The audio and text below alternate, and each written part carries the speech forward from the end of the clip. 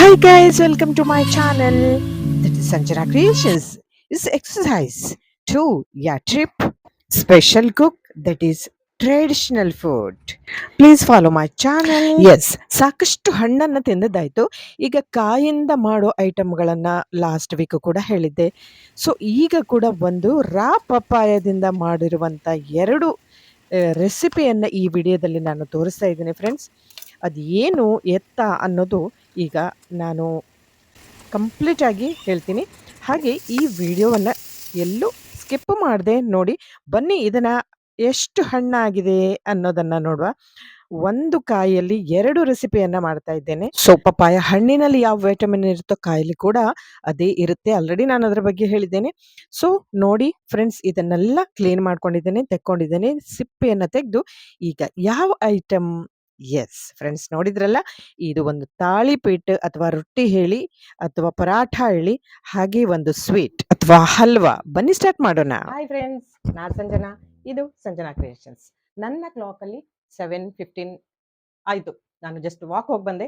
Walk ಹೋಗಿ ಬಂದಮೇಲೆ ಒಂದು ಸ್ವೀಟ್ ರೆಸಿಪಿ ಮಾಡಬೇಕು ಅಂತ. ಸ್ವೀಟ್ ರೆಸಿಪಿ ಯಾವುದ್ರದ್ದು ಕೇಳಿದರೆ ಅದೇ ಪಪ್ಪಾಯದ್ದು. ಈ ವಿಡಿಯೋದಲ್ಲಿ ಕೂಡ ನಾನು 2 ರೆಸಿಪಿಗಳನ್ನು ಹಾಕ್ತಾ ಇದ್ದೇನೆ ಫ್ರೆಂಡ್ಸ್. ನೀವು ಇದನ್ನ ಕಂಪ್ಲೀಟ್ ಆಗಿ ನೋಡಿ, ಯಾಕೆಂದ್ರೆ ಪಪ್ಪಾಯ ಮನೆಯಲ್ಲೇ ಬೆಳೆದದ್ದು ಅದು. ಓಕೆನಾ? ಸೊ ಬನ್ನಿ, ಹಾಗಾದ್ರೆ ನಾನು ಜಾಸ್ತಿ ಟೈಮ್ ತಗೊಳ್ಳೋದಿಲ್ಲ, ಇಮಿಡಿಯೇಟ್ ಆಗಿ ಸ್ಟಾರ್ಟ್ ಮಾಡುವ. ಇದರಲ್ಲಿ 2 ರೆಸಿಪಿ ಹೇಳ್ತೀನಿ. ಒಂದು ಖಾರದ್ದು, ಒಂದು ಸ್ವೀಟ್.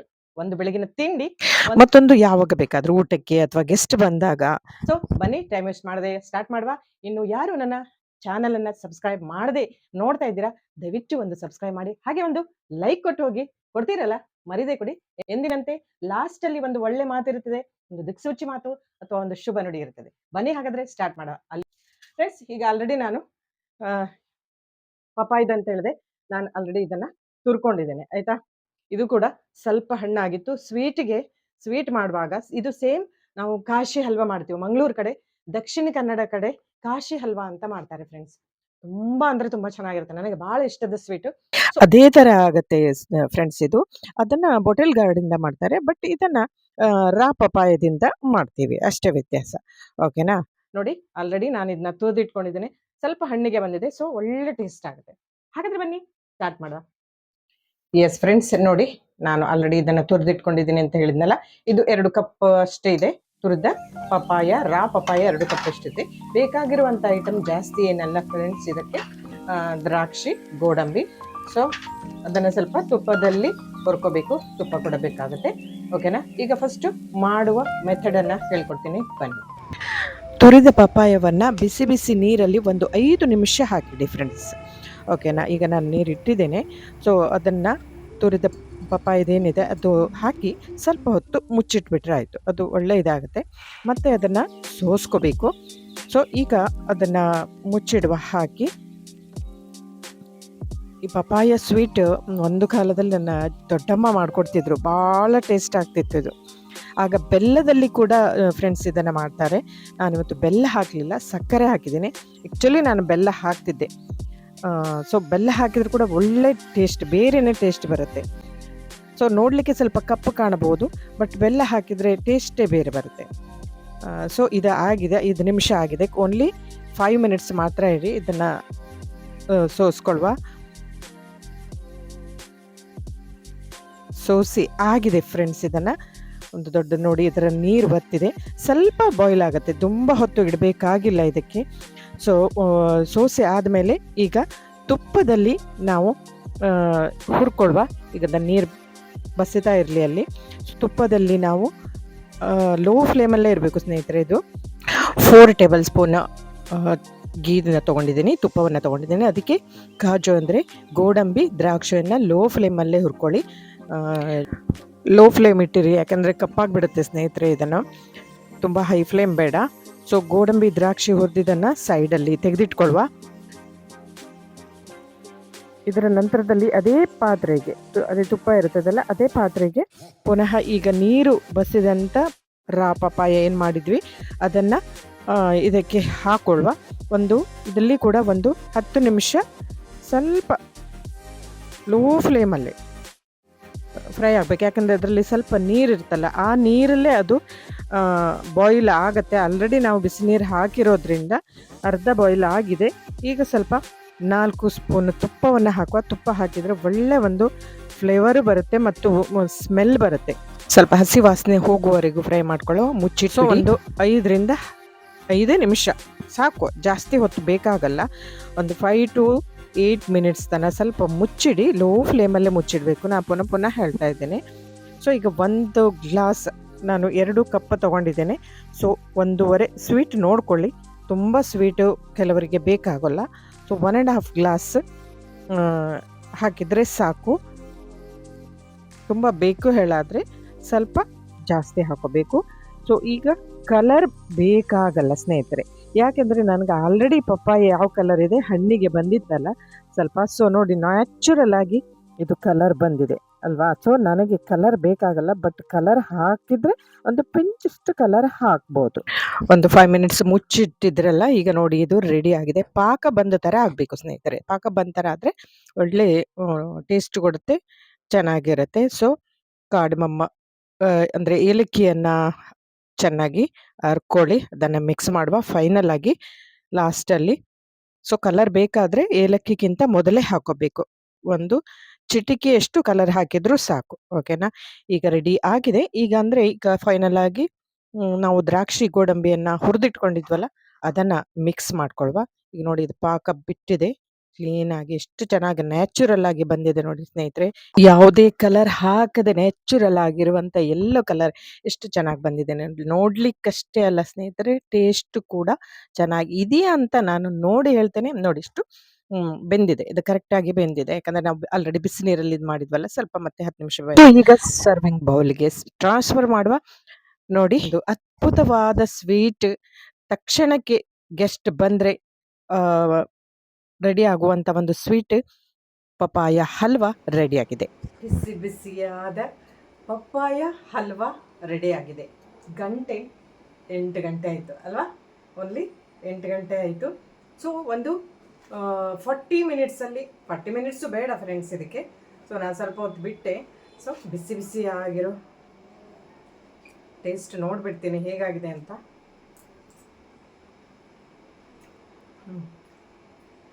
ತುಂಬ ಚೆನ್ನಾಗಿದೆ. ನಾನು ಮಾಡಿದ್ದೀನಿ ಅಂತ ಹೇಳ್ತಾ ಇಲ್ಲ, ಬಟ್ ಅತ್ಯಂತ ಬೇಗವಾಗಿ ಆಗೋ ಸ್ವೀಟ್ ಸ್ನೇಹಿತರೆ ಇದು. ಒಂದು ಅರ್ಧ ಗಂಟೆ ಒಳಗೆ ಆಗುತ್ತೆ. ಓಕೆನಾ. ಯಾಕಂದರೆ ಹೆಚ್ಚು ಸಮಯ ಬೇಡ ಇದು. ಪಪ್ಪಾಯಿಗ ಬಾಯ್ಲ್ ಮಾಡಲಿಕ್ಕಾಗಲಿ ಏನು ಬೇಡ, ಬಿಸಿ ನೀರಲ್ಲಿ ಹಾಕಿಬಿಟ್ರೆ ಸೊ ಬಾಯ್ಲ್ ಆಗುತ್ತೆ. ಒಳ್ಳೆ ಪಾಕ ಬರಲಿ ಒಂಚೂರು, ಆಗ ಪಾಕ ಬಂದರೆ ಒಳ್ಳೆ ಟೇಸ್ಟ್ ಬರುತ್ತೆ. ಸೊ ಬಿಸಿ ಬಿಸಿಯಾದ ಪಪ್ಪಾಯ ಸ್ವೀಟ್, ಪಪ್ಪಾಯ ಹಲ್ವಾ ರೆಡಿಯಾಗಿದೆ ಫ್ರೆಂಡ್ಸ್. ನೀವು ಮಾಡಿ ಹೇಗಿದೆ ಅಂತ ತಿಳಿಸಿ. ಹಾಗಾದರೆ ಬನ್ನಿ ಈಗ ಮತ್ತೊಂದು ರೆಸಿಪಿಯನ್ನು ನೋಡುವ. ಇದು ಬೆಳಗಿನ ಟೈಮ್ ಬ್ರೇಕ್ಫಾಸ್ಟಿಗೆ ತುಂಬ ಚೆನ್ನಾಗಿರುತ್ತೆ. ಅದು ಏನು ಅಂತ ತೋರಿಸ್ತೀನಿ ಬನ್ನಿ ಫ್ರೆಂಡ್ಸ್. ಇದಕ್ಕೂ ಕೂಡ ರಾ ಪಪಾಯನೇ ಆಗಬೇಕು, ಮತ್ತೆ ತುರ್ಕೊಳ್ಬೇಕು. ಸೊ ಆಲ್ರೆಡಿ ನಾನು ಇದನ್ನು ತುರಿದಿದ್ದೇನೆ.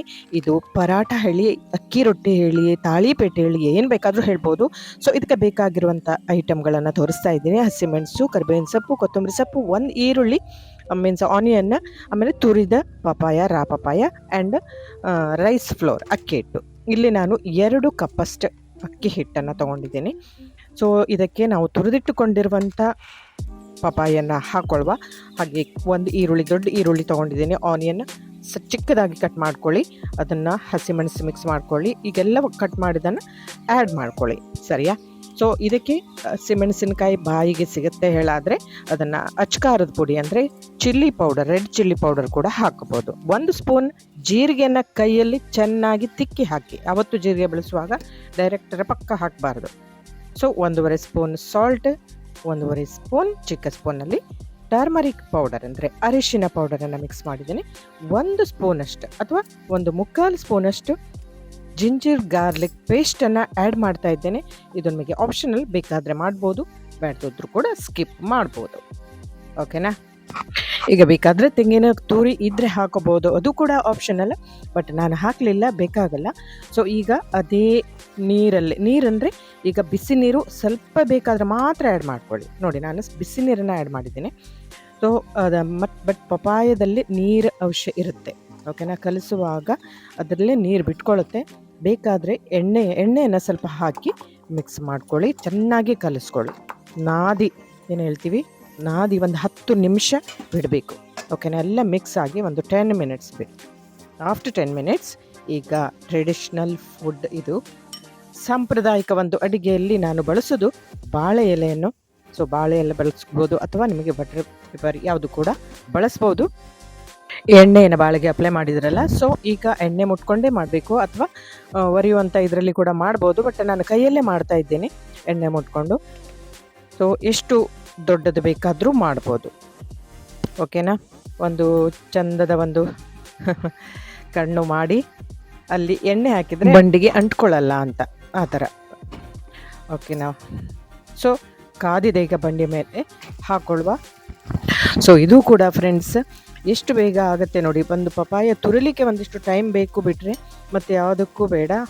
ಬೇರೆ ಬೇರೆ ವೆಜಿಟೇಬಲ್ಸ್ಗಳ, ಕ್ಯಾರೆಟ್, ಅದು ಬೀಟ್ರೂಟ್ ಎಲ್ಲ ತಾಳಿಪೀಠ ಮಾಡ್ತೀವಲ್ಲ, ಪರಾಠ ಮಾಡ್ತೀವಲ್ಲ. ಸೊ ಇದು ರಾ ಪಪಾಯ ಪರಾಠ. ಇದಕ್ಕೆ ಹಚ್ಕೊಳ್ಳಿಕ್ಕೆ ಯಾವುದು ಕೂಡ ಆಗ್ಬೋದು. ಮೊಸರು ರೆಡಿ ಮಾಡ್ಕೋಬೋದು. ಎರಡು ಕಡೆ ಕ್ಲೀನಾಗಿ ಬೇಯಿಸ್ಕೊಳ್ಳಿ ಫ್ರೆಂಡ್ಸ್. ಓಕೆ, ಚಂದದಲ್ಲಿ ಬೇಯಿಸ್ಕೋಬೇಕು, ಯಾಕಂದರೆ ಹಸಿ ಹಸಿ ಸಿಗಬಾರ್ದು ಬಾಯಿಗೆ. ಸೊ ಉಳಿದಿದ್ದೆಲ್ಲವನ್ನು ಮಾಡ್ಕೊಳ್ಳುವ. ಸೊ ಭಾರಿ ಟೇಸ್ಟ್ ಆಗಿರುವಂಥ ಒಂದು ರಾ ಪಪಾಯ ಪರಾಠ ರೆಡಿ ಆಗಿದೆ. ಇದಕ್ಕೆ ಹಚ್ಕೊಳ್ಳಿಕ್ಕೆ ಚಟ್ನಿ ಪುಡಿ ಅಥವಾ ಉಪ್ಪಿನಕಾಯಿ ಇರ್ಬೋದು, ಅಥವಾ ಮೊಸರು ಸಕ್ಕರೆ ಹಾಕಿ ಪರಾಠಕ್ಕೆ ಏನು ಇದು ಮಾಡ್ತಾರೆ ಅದು ಕೂಡ ಆಗ್ಬೋದು. ಬಟ್ ನಾನು ಇಲ್ಲಿ ಒಂದು ಚಟ್ನಿ ಪುಡಿಯನ್ನು ಮಾಡಿದ್ದೆ. ಏನು ಚಟ್ನಿ ಪುಡಿ ಅದನ್ನು ಕೂಡ ನಾನು ಮುಂದಿನ ವಿಡಿಯೋದಲ್ಲಿ ನೆಕ್ಸ್ಟ್ ಹೇಳ್ತೇನೆ ಫ್ರೆಂಡ್ಸ್. ಅದನ್ನು ಇದು ಕರಿಬೇವಿನ ಸೊಪ್ಪಿನ ಚಟ್ನಿ ಪುಡಿ. ಫ್ರೆಂಡ್ಸ್, ಕರಿಬೇವಿನ ಸೊಪ್ಪಿನ ಚಟ್ನಿ ಪುಡಿ ಬಹಳ ಒಳ್ಳೆಯದು. ಯಾಕೆ ಅಂತ ಹೇಳ್ತೀನಿ ನಾನು ಮುಂದೆ ವಿಡಿಯೋದಲ್ಲಿ. ಯಾಕೆಂದರೆ ಕರಿಬೇವಿನ ಸೊಪ್ಪು ಪದಾರ್ಥಕ್ಕೆ ಆದಾಗ ನಾವು ತೆಗೆದು ಅದನ್ನು ಸೈಡಿಗೆ ಇಡ್ತೀವಿ ಅಲ್ವಾ.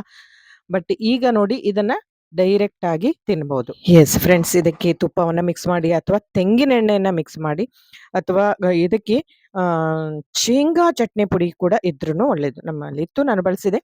ಸೊ ಇದಕ್ಕೆ ಬಿಸಿ ಬಿಸಿಯಾದ ಕಾಫಿ ಯಾ ಟೀ ಇದ್ರೆ ಬೆಳಗಿನ ತಿಂಡಿ ಅದು ರಾಜರ ತಿಂಡಿ. ಫ್ರೆಂಡ್ಸ್, ಈ ವಿಡಿಯೋದಲ್ಲಿ 2 ಅದ್ಭುತವಾದ ರಾ ಪಪಾಯ ರೆಸಿಪಿಗಳನ್ನ ನೋಡಿದ್ರಲ್ಲ. ಹೇಗಾಗಿದೆ ಅನ್ನೋದನ್ನ ಕಮೆಂಟ್ ಮೂಲಕ ನನಗೆ ತಿಳಿಸಿ. ಹಾಗೆ ನೀವು ಮಾಡಿ ಬೆಳಗಿನ ಒಂದು ಒಳ್ಳೆಯ ತಿಂಡಿ ಮತ್ತು ಒಂದು ಸ್ವೀಟ್ ಅಲ್ವಾ. ಎಷ್ಟು ಹೆಚ್ಚು ಖರ್ಚಿಲ್ಲದೆ ಮತ್ತು ಬಹಳ ಬೇಗವಾಗಿ ಆಗುವಂಥ 2 ರೆಸಿಪಿಗಳನ್ನು ನೋಡಿದರೆ ಫ್ರೆಂಡ್ಸ್, ಈ ವಿಡಿಯೋ ನಿಮಗೆ ಇಷ್ಟ ಆಗಿದೆ ಅಂದ್ಕೊಂಡಿದ್ದೇನೆ. ಹಾಗಾದರೆ ತಡ ಮಾಡಿದ್ರೆ ಒಂದು ಲೈಕ್ ಮಾಡಿ, ಶೇರ್ ಮಾಡಿ ಮತ್ತು ಸಬ್ಸ್ಕ್ರೈಬ್ ಮಾಡ್ತಿರಲ್ಲ. ಹಾಗಾದರೆ ಮುಂದಿನ ವಿಡಿಯೋದಲ್ಲಿ ಒಂದು ವಿಶೇಷವಾದ ವಿಭಿನ್ನವಾದ ವಿಷಯದೊಂದಿಗೆ ಮತ್ತೆ ಬರ್ತೇನೆ. ಮತ್ತು ಈ ವಿಡಿಯೋದ ಕೊನೆಯಲ್ಲಿ ಹೇಳುವ ದಿಕ್ಸೂಚಿ ಮಾತು ಅಥವಾ ಒಂದೊಳ್ಳೆಯ ಮಾತಿಗೆ ಕಿವಿಯಾಗೋಣ ಬನ್ನಿ. ಮನುಷ್ಯನ ಜೀವನದಲ್ಲಿನ 2 ಪ್ರಮುಖ ವಾಸ್ತವಗಳು ಯೋಗ ಮತ್ತು ಯೋಗ್ಯತೆ. ಹಲವರಿಗೆ ಜೀವನದಲ್ಲಿ ಎಲ್ಲ ಅನುಭವಿಸುವ ಯೋಗ ಇರ್ತದೆ, ಆದರೆ ಯೋಗ್ಯತೆ ಇರೋದಿಲ್ಲ. ಇನ್ನು ಕೆಲವರಿಗೆ ಯೋಗ್ಯತೆ ಇರ್ತದೆ, ಅನುಭವಿಸುವ ಯೋಗವೇ ಇರೋದಿಲ್ಲ. ಇದೇ ವಾಸ್ತವ, ಇದೇ ಜೀವನ. ಏನು ಹೇಳ್ತೀರಾ? Thank you. ನನ್ನ ಚಾನೆಲ್ನ ನಿರಂತರವಾಗಿ ನೋಡ್ತಾ ಇರಿ. ನಮಸ್ಕಾರ.